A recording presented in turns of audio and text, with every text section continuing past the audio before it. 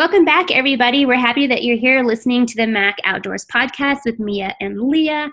We today are going to give you a recap of a gun girl's first year at college, and we're also going to give you some Mother's Day gift ideas, so stay tuned.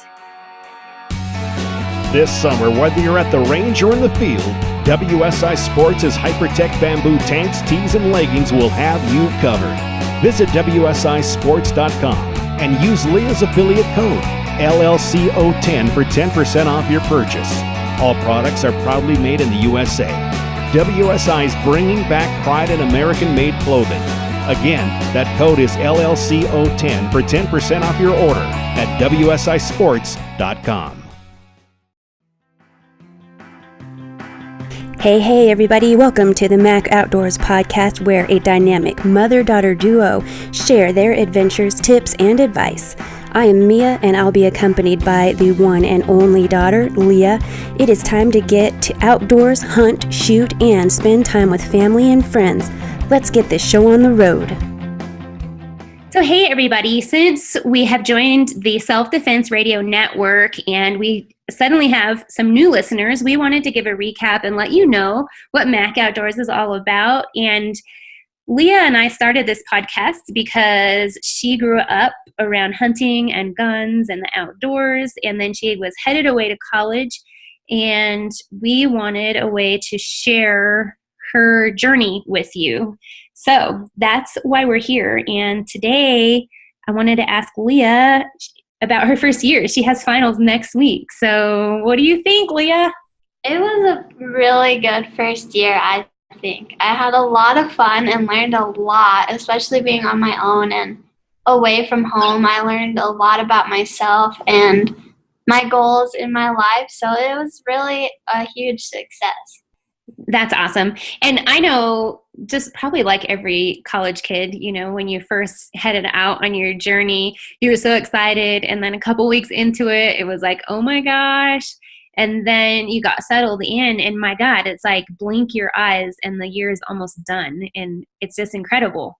One of the things we talked about way back when was you going to this college. And obviously you chose it partly because of your area of study, but there was also the gun issue, and you compete in shotgun and you were able to take your guns up there. So do you want to remind our viewers, like if they have their kids headed off to school, how they can find schools that are gun friendly, at least that will let you take your guns to school? Yeah, so our campus is a gun-free campus, but I did contact the police department on the university and ask them about where I could keep my guns, if I would have to find somewhere off campus. But they actually have a vault at the police department that is secure, and they'll keep as many firearms as you want, and it's free. They don't charge you to keep them, and you can check them in and out anytime, any day. So it's been really nice that everyone there is super friendly, and they support these young adults going out and shooting and having fun and being safe.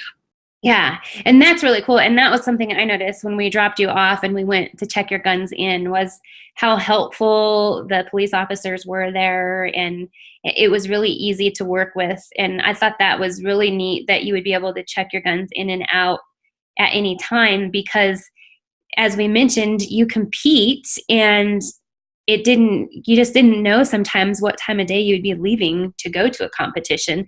So for our listeners, that's one thing they can do, is contact campus police to ask about bringing guns and gun storage. And this also goes for archery equipment as well, right? Yeah, I keep my bow there with my other shotguns. So that's something you can look into. Leah, if you had handguns, would they store handguns there for you as well? Yeah, they'll store handguns and ammunition. It doesn't matter if you're 21 and have a firearm, a pistol, they will still store it for you. Okay, and that's something I hadn't ever asked you before, so I thought I would ask you today. After you're almost done with your first year, I'll ask you about that. Competing, why don't you tell our listeners what sports you compete in?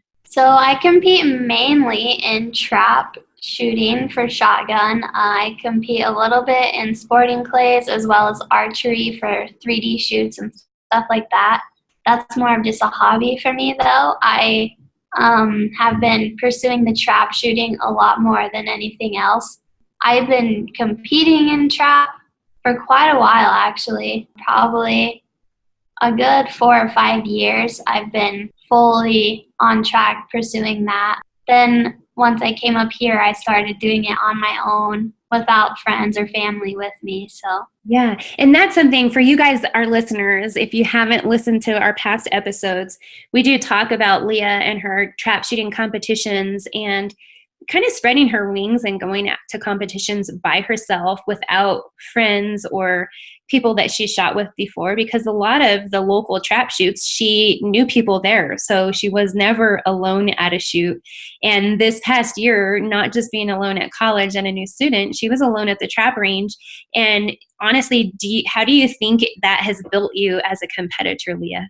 I think it's really showed me what kind of competitor I am and how I can be on my own. I don't have to be like so much like trying to impress my family or friends or really in competition with anyone else. I know some of the kids that I'd compete with, we were on the same team, but it was always like, I bet I can beat you, or, I bet I get this score. Whereas now that I'm by myself, I'm not competing with anyone but myself. Like, I don't know anyone. I don't feel the pressure of, well, I need to shoot really good for my team. And so it's been really good, like finding my compass in competing of how I want to be as a competitor.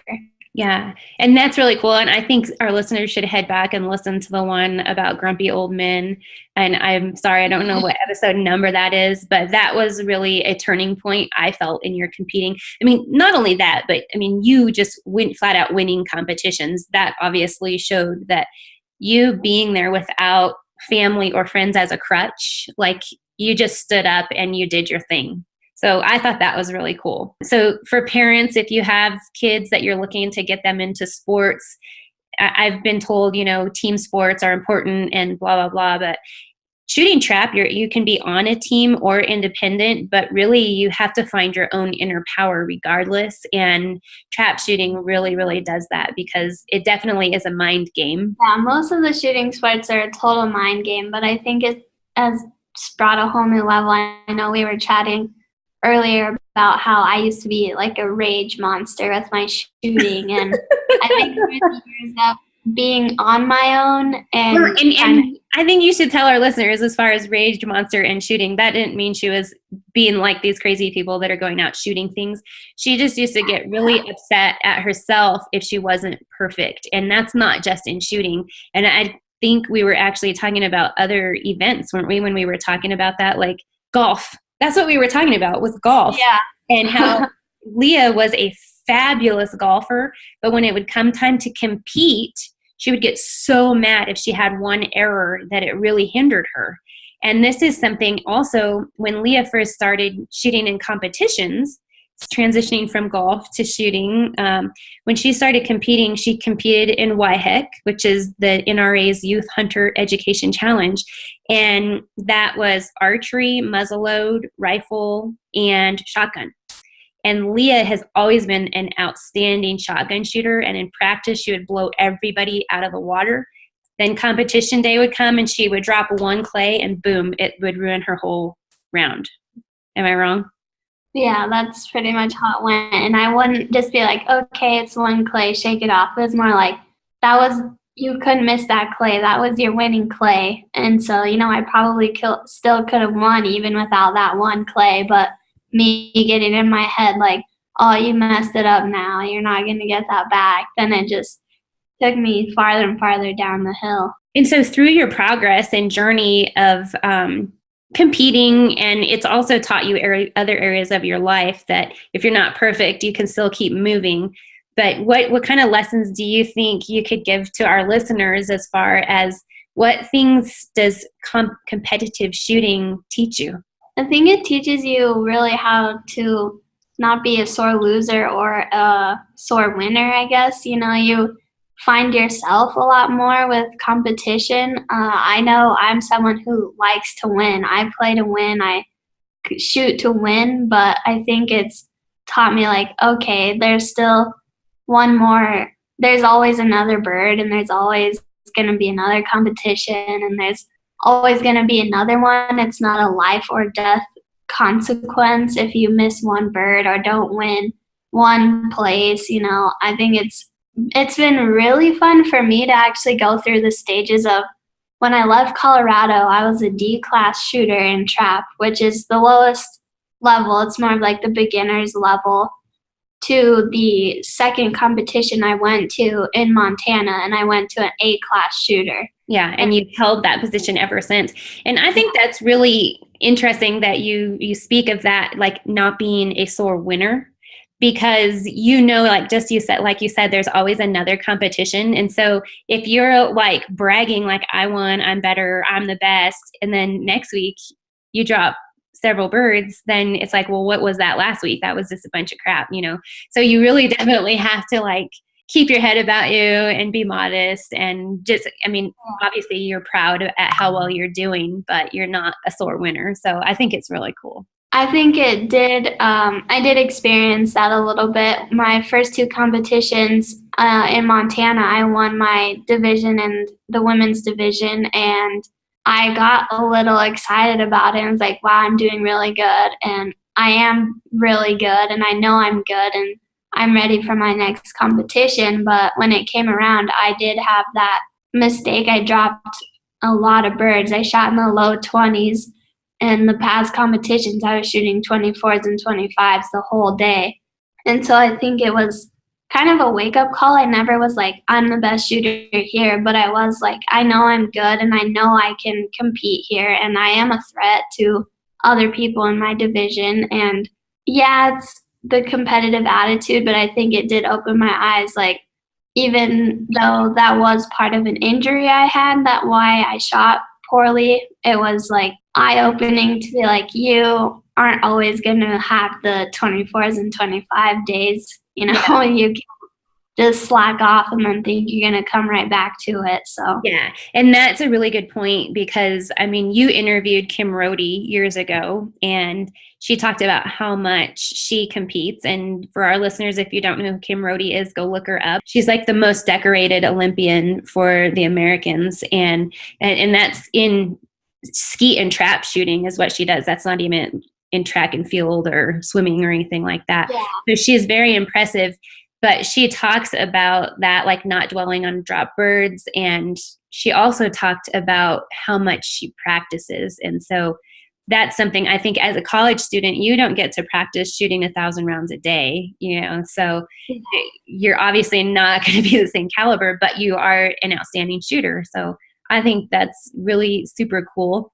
Something that I wanted to share with people, and maybe you can talk more about it, is your pursuit of hunting while you're at school, because you haven't really gotten to hunt much yet, but you do have that in your sights. I haven't really gotten out to hunt at all. I wanted to spend my first year kind of getting to know the area and learning the land. I didn't want to be someone that's like, well, I'm not from here, but I'm just going to hike this hill and think I know. And so I really wanted to discover and adventure the land and just learn more.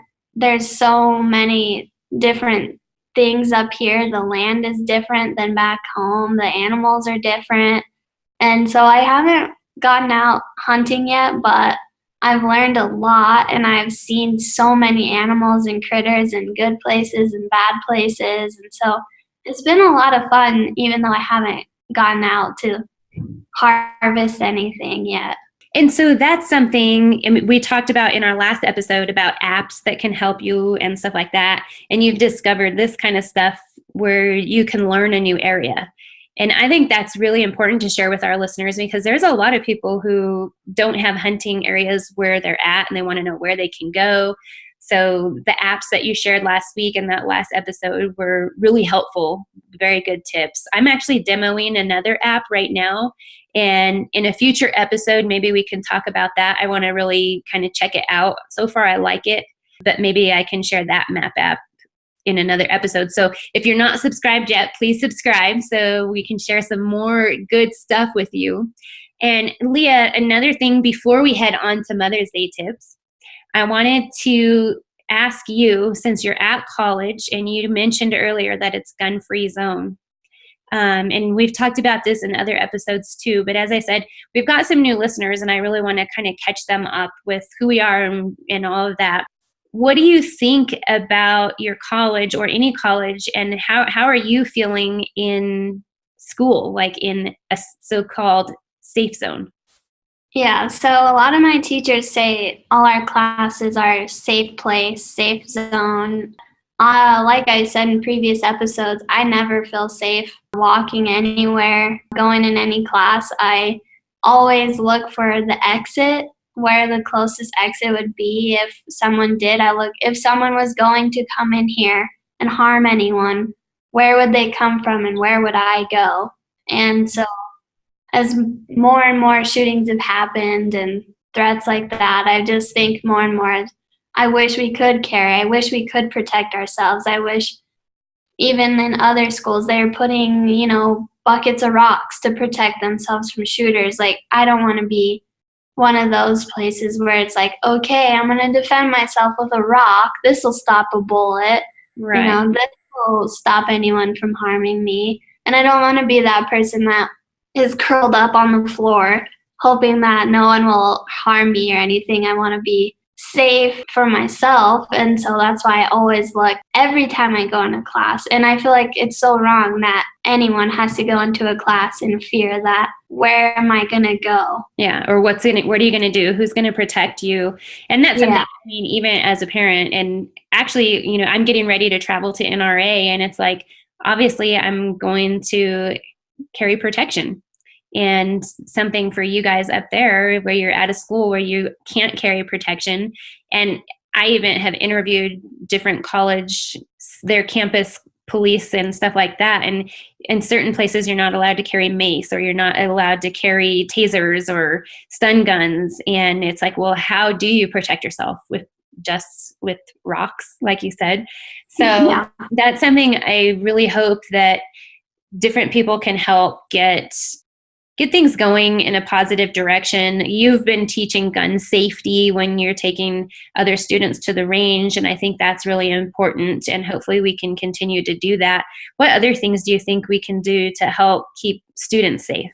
I think we can educate them more on the whole guns and gun safety, and I think it's really a thing that guns shouldn't be portrayed as a weapon or something that is for you to harm someone. It's a tool. It's not just something you can go around willy-nilly with and just like, well, I'm mad at you today, so I'm going to hurt you. You don't get a second life. And I said that in previous episodes that I think it's a lot like video games, well, I'm mad at you. You're on my team, but I'm going to shoot you, but you get another life. Whereas in real life, you don't get that. Yeah. I agree. Well, I hope that if any of the new listeners or old listeners, if you guys have questions, I hope you'll message us, Mia at macoutdoors.com and Leah at legitoutdoors.com. And stay tuned. We've got a word, and then we'll be right back with Mother's Day gift ideas. Hey, this is Lloyd Bailey, the Armed Lutheran, host of the Armed Lutheran Radio podcast, reminding you that the podcast you're listening to is a proud member of the Self-Defense Radio Network. Check out all the great content at selfdefenseradio.net. So now that we've recapped our show, we had some Mother's Day gift ideas since Mother's Day is right around the corner. So as you heard our WSI ad at the beginning of the show, I think that is a fabulous gift idea. Some good ones to get since summer's coming are the bamboo tanks or shirts. They are very soft and dry fit, and they're super light, and they wick away moisture really fast. So they dry really fast, and they remove odor, which is super nice when you're in the hot sun all day and a little sweaty from working. They're perfect for even going to competitions. I wear them in the summers when it's really hot because they're really comfortable and let air flow through them. and they're just soft and nice. They're fabulous. And since we're talking about it and working in the summertime and getting hot and stuff like that, this also is something you could put on your list for a Father's Day gift idea, or if you have a dad that has a birthday coming or something, because they make them for men as well. So Mom's Day idea, but also they have stuff for men. So keep that in mind. Yeah, and they have shirts, tank tops, they have leggings, socks, a bunch of different ideas. They'll have undershirts. They even have stuff for cold weather if you're planning on going on a hunt or something, which could be part of another Mother's Day gift idea that we have. Could possibly be. Leah, why don't you tell them your affiliate code, because any time you buy something and you use Leah's affiliate code, she makes some money, which goes toward her business, which is the Legit Outdoors thing that we mentioned. So my code is LLCO10. And you can receive 10% off any order when you use that code. So that is a great Mother's Day idea. Another idea that I wanted to share, because it's something that Leah got for me last year or the year before, and it's a GPS. So we talked in our last show about an app on your phone that you can get, but she got me a Garmin GPS, and there's many different kinds you can get. But that's something that is helpful anytime, but I especially use it when I'm out hunting. So that is a great gift idea. Thank you for thinking of that one in years past. Another one that I wanted to share, and I guess I'll share a bunch of ideas since I'm a mom, so I'm going to tell you guys what I want. I already have the GPS. I also already have holsters, but I'm asked all the time, what is the best holster? And I have ladies ask me this constantly. So if you know what kind of gun she carries, then get her a holster, because holsters, you can never have just one perfect one, because it depends on your outfit. It depends on whether it's summer or winter, and it depends where on her body she's going to carry. So if you know what one she already has, maybe get one she doesn't have, because it takes a lot of holsters for ladies with all their curves. So that is another one. And obviously a gun to go in the holster. That would be a great one. I always love getting guns as gifts, and that doesn't just have to be a handgun. It could be a shotgun to compete with Leah. I actually just got that Charles Daly shotgun. I'm excited to go try it, and hunting rifles. But try to ask her which one she wants, because it's a lot more fun to get her something she wants than something that you wanted, guys. Right, Leah? Yes. Yes. Something else that's really inexpensive. So if you're a college kid that's on a budget like Leah is, which thus that affiliate code, because Leah is on such a budget, but shooting targets are pretty inexpensive. So that's a great gift idea if you can't afford much. And then Leah, you mentioned one earlier when you said WSI layers for cold, and another gift that we might mention. I think a great Mother's Day present would be taking her on a hunt. Yep. A hunting trip. I think it's a great idea. And obviously there's all times of year that you can go on hunting trips. So one of my favorite trips that Leah and I have done in the past was a duck hunt. So that's pretty cool. We went on a whitetail hunt, which was fun, except that Leah wasn't feeling good, but she's doing better. Hunting trips are always fun for women who like to hunt. If the lady in your life, your wife or the mom, if they don't hunt yet, look for women's hunting events or an outfitter that offers women's hunts, and then she can get her feet wet and learn how to hunt.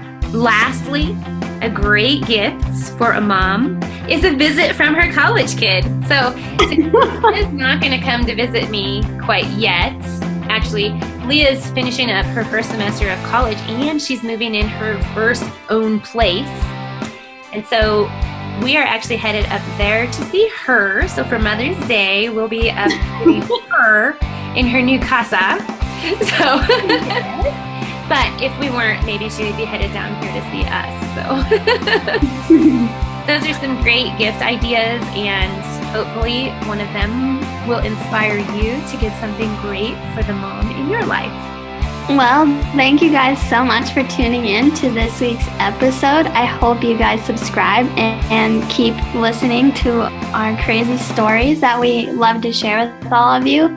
Be sure to follow us on all our social media. Instagram for Mia is Mia Anstein, and mine is Leah_Huntress. And feel free to reach out to us and share any cool ideas or stories that you think we'd love to hear. Indeed. Have a great week. Bye, guys.